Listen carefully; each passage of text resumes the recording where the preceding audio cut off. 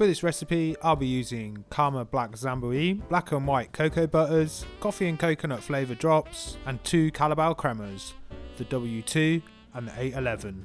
Using a small paintbrush or toothbrush, splatter your moulds with the black cocoa butter.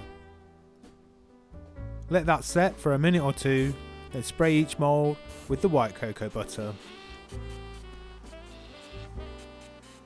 As you can see, I'm layering the white cocoa butter to create a shadow effect.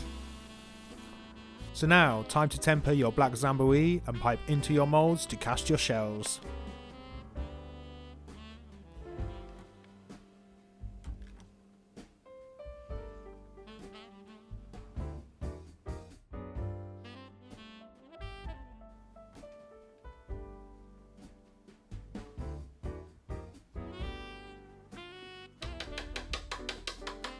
As always, empty and scrape your moulds thoroughly, then leave your shells to set.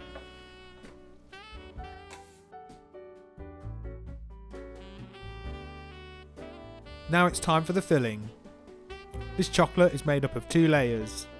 For the first layer, gently warm your W2 crema, add the coconut and coffee drops, and mix well before transferring to a piping bag.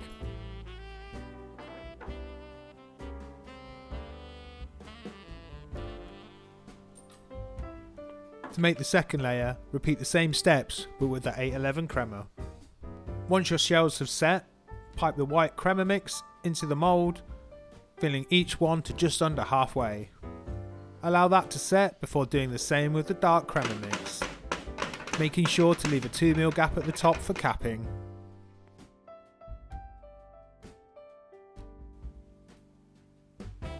Once your shells are filled and set, you can go ahead and cap them with more black Zabuye and leave them to set. And voila, your chocolate should have this lovely black and white contrast, both on the shell and on the inside. The splatters match perfectly with the cocoa shell packaging. All links are in the description.